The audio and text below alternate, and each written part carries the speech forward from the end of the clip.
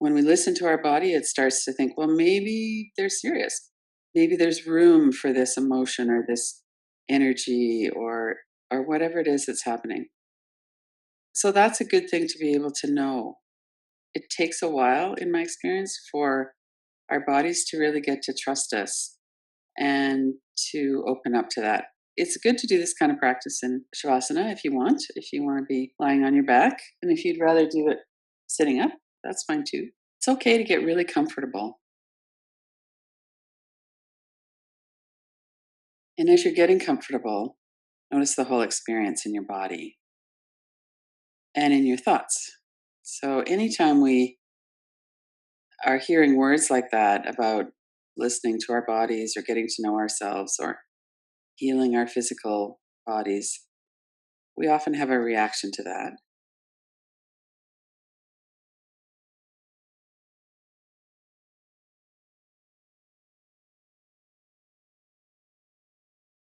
So then we could notice,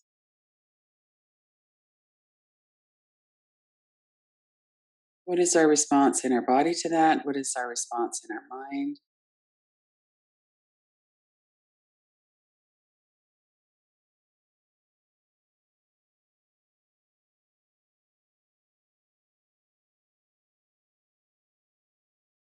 And we can take a deep breath.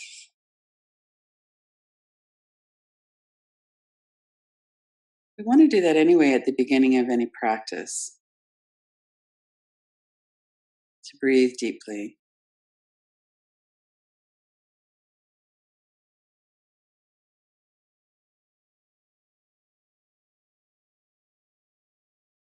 And as we're doing that, we're noticing that when we breathe out, the body likes to soften and relax. So we don't actually have to do that for the body. We don't have to do a deliberate practice of softening on the exhale. That's something that just happens. And we breathe in and we get that kind of enlivening effect of the in breath.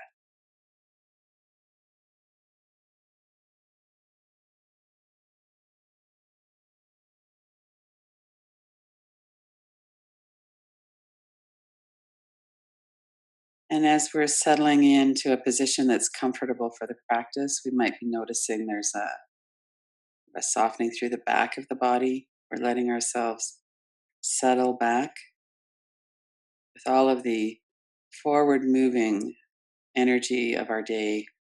We have our eyes looking around, we're speaking. There's a lot of energy going on in the front of the body. And for a practice of resting, we bring the energy, the awareness into the back. What's happening in the back of the body? And could we just let ourselves settle? Accept the support that's behind us, the chair, the floor, bed,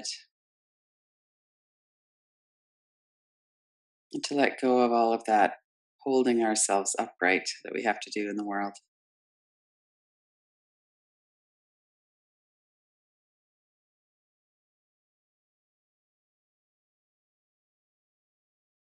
And we become aware of our whole body from head to toes, toes to head.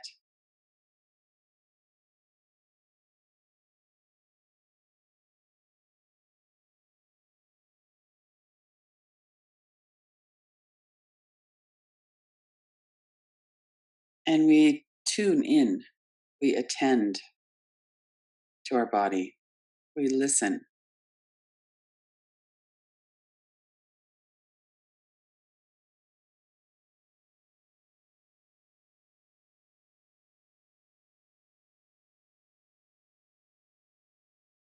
And we might notice that there's a contraction through the back of the neck and shoulders it could be softened a bit more so that we could settle a little bit more into the support of the floor, the chair, the bed,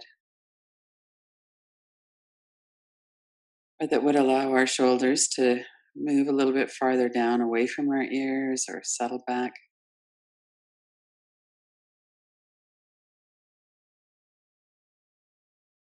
We might notice that our teeth are a little bit clenched and that we could loosen that. We could move our lower jaw around, We could have a bit of space between our upper teeth and lower teeth so that even if there's a bit of tightness there, that it's not hurting our teeth.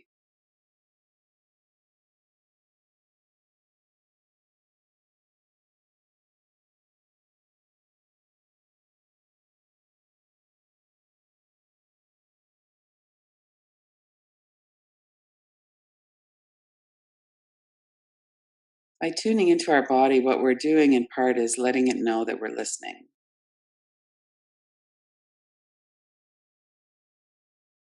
that we're not going to push through.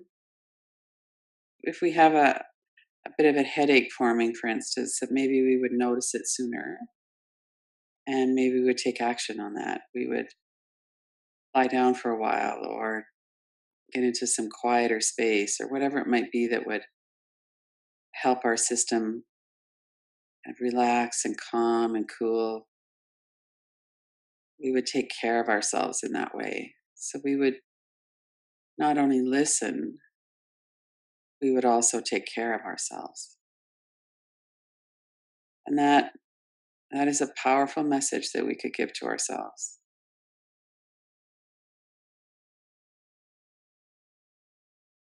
And when we're paying attention,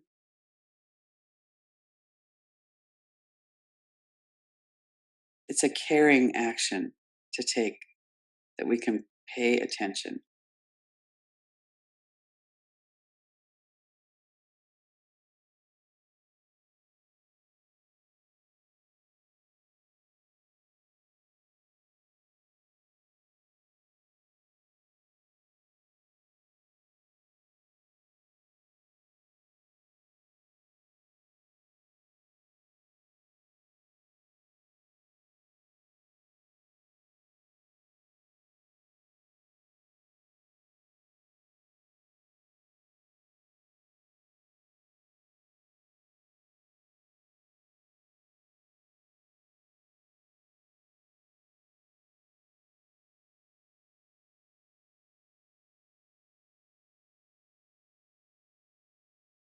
And as we go through the body, let's just notice what's happening in each part of the body.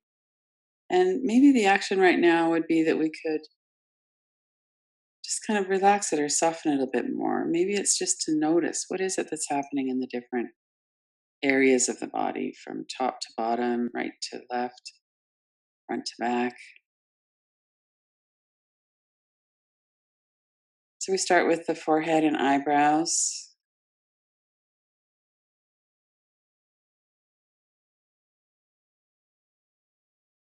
When we worry, especially, there's often a tightness there. So we notice that and let it soften.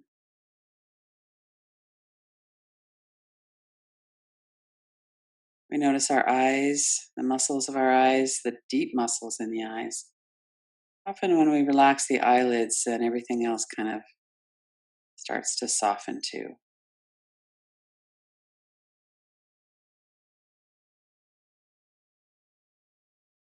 As we're observing the flow of breath in the nostrils, we can notice the continuity or the smoothness, the ease.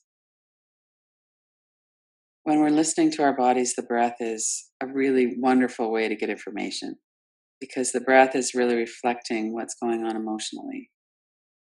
If we're nervous or scared or anxious, we're going to be holding our breath at some point. Maybe after we breathe in, and then we just kind of hang on to it for a bit. We're not maybe entirely sure that it's safe to let go.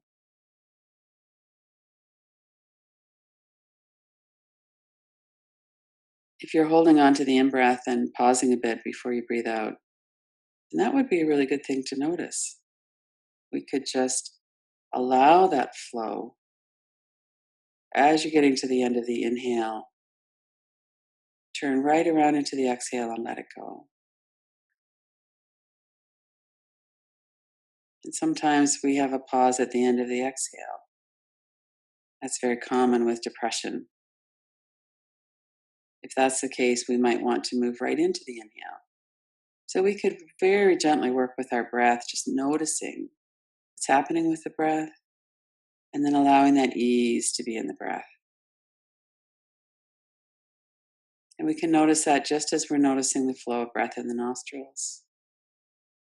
We can certainly notice that when we're coming down into the belly.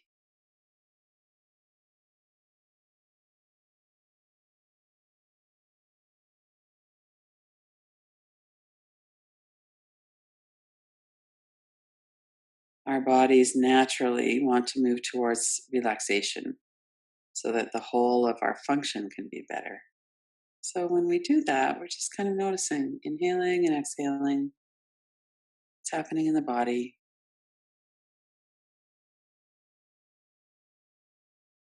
letting ourselves settle.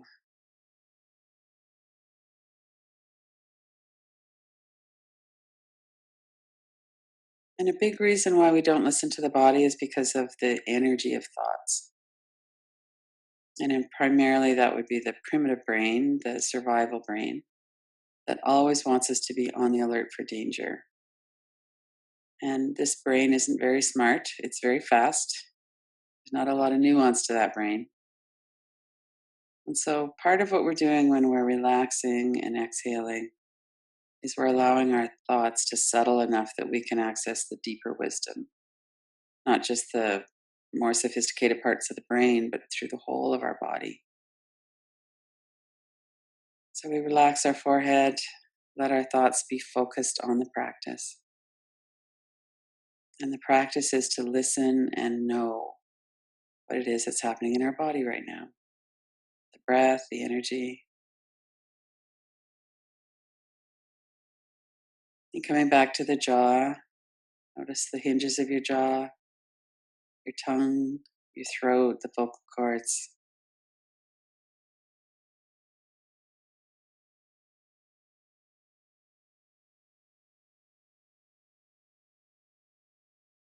Coming down into the neck and the shoulders.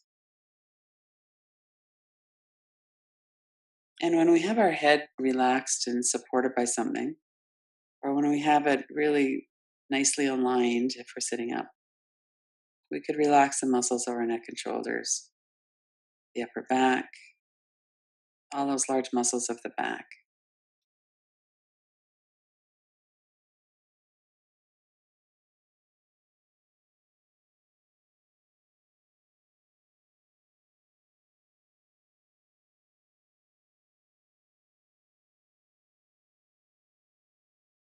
And then notice the right side of the neck, the right shoulder, the right shoulder blade, the ribs on the right side.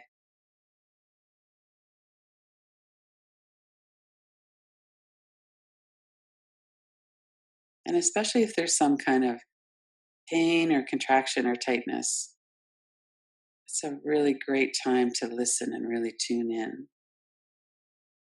What is it that this energy is trying to let me know about?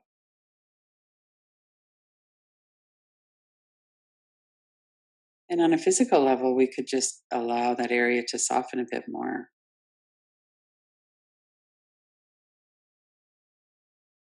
And notice the same on the left side of the neck, the left shoulder, under the left shoulder blade, the rib cage.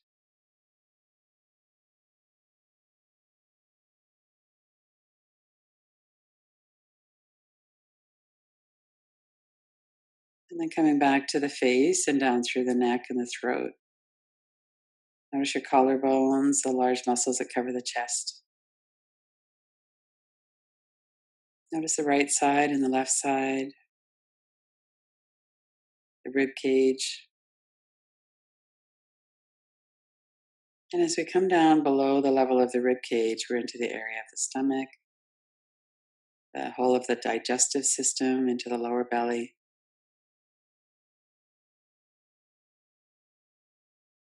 And we have physical sensations and we also have energy. We have movement in this part of the body from the breath.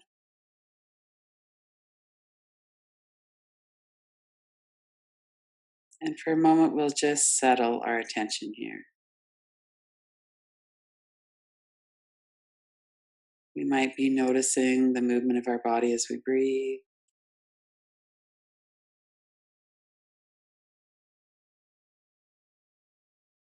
We might be noticing a sensation or energies. We're just noticing.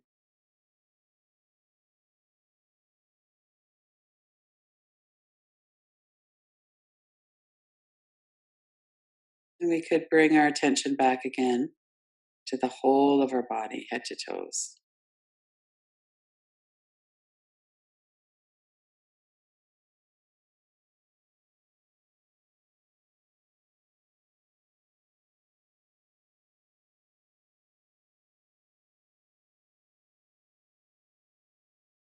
And when our whole body is relaxed and our attention is softly focused in the body,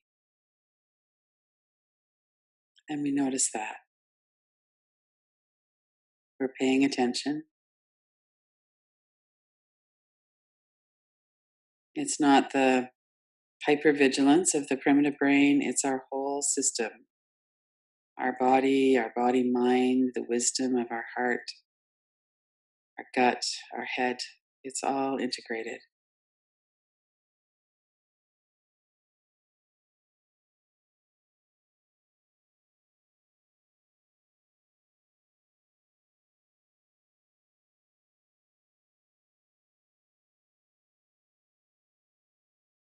And we want our body to know I'm listening, I'm paying attention.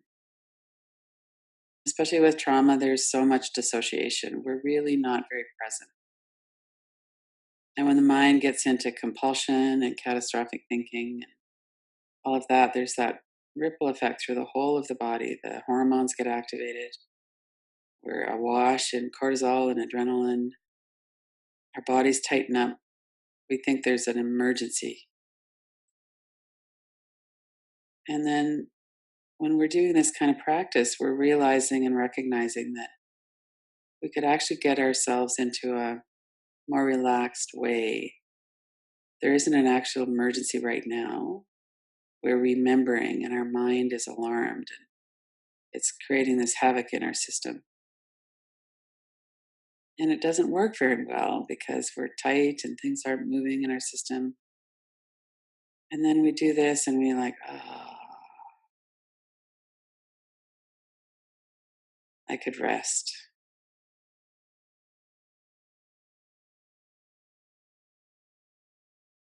It's so reassuring to the part of us that's alarmed that our wiser, integrated body mind wisdom is on duty. That we've got this. We're going to pay attention. We're going to relax. We're going to be heard. And this is a journey of beginning to be comfortable enough that we can be present with what's happening at any moment.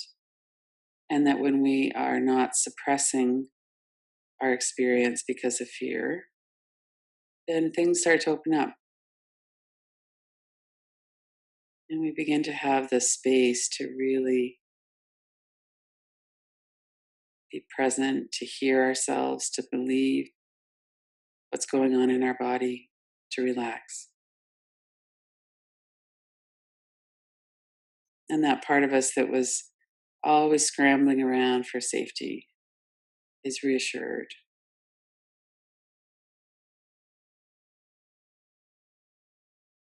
It's okay. We're okay. We can rest.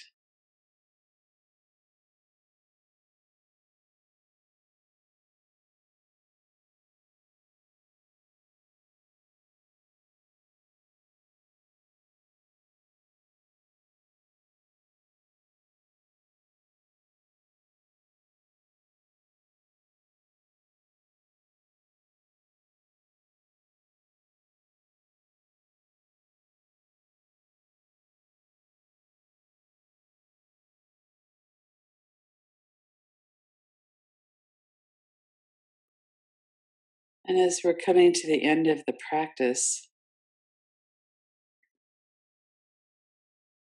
make a commitment to yourself that this is an ongoing tuning in and caring for. And all of us are already here, or we wouldn't be in this practice together. We've already made that commitment. And so it's good to notice that and to be kind of specific about it so that the primitive brain, all of the layers of us that maybe need to be heard because they've been suppressed for so long, that they can hear it directly and paying attention.